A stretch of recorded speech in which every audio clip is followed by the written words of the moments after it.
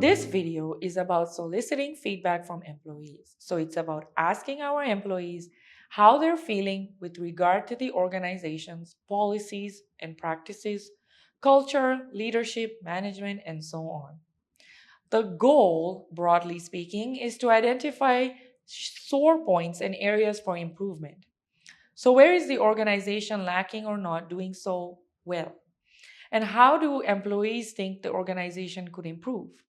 So, listening feedback is about asking questions. Consider, for instance, asking an employee about how satisfied they are with their work or with their supervisor, or asking about the effectiveness of certain procedures or methods of communication.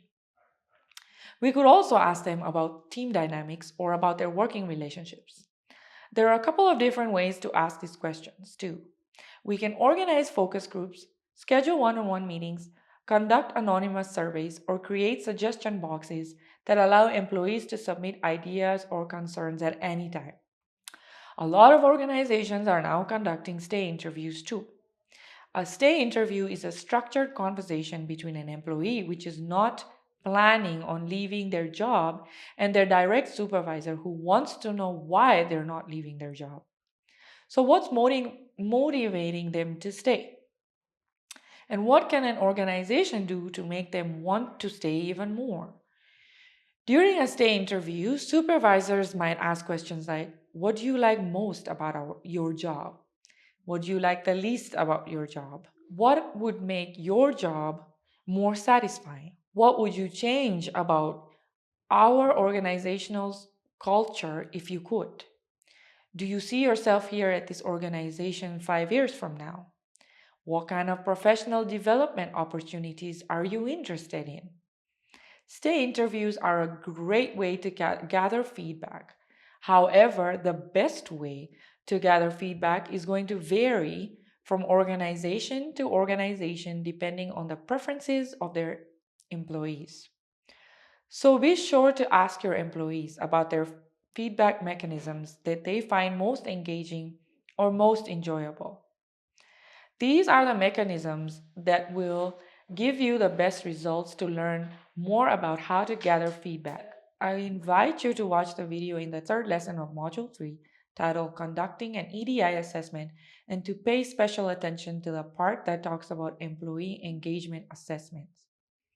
Before asking for feedback, it's important that we communicate why we're asking.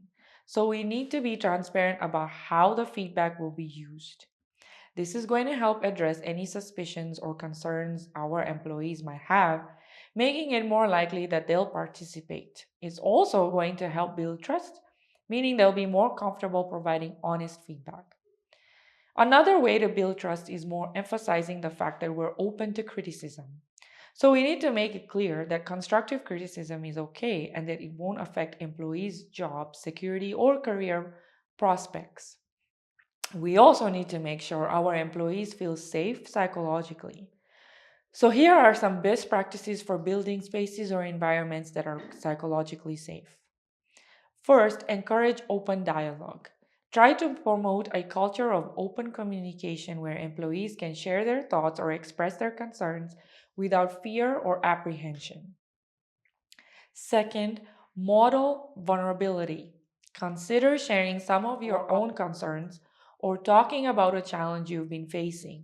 This is going to show your colleagues that it's safe and that they're going to be okay should they decide to do the same. And third, acknowledge employees who provide feedback expressing thanks and appreciation. This is going to reinforce the idea that their input is valuable and it contributes to the organization's success. In the end, after you've collected and analyzed all of your feedback, be sure to share the results with the rest of the organization, outlining the steps that will be taken to address employees' concerns. This helps promote transparency and shows employees that their feedback is taken seriously. By taking employees' feedback seriously, you're showing them that they're valued members of your organization and that you want to keep them around. So you're willing to make changes and implement new programs or processes in order to meet their needs, address their concerns, or make their professional lives more enjoyable. The last thing to note is that soliciting feedback should be an ongoing process rather than one-time event, and that's because employees' feedback is so valuable.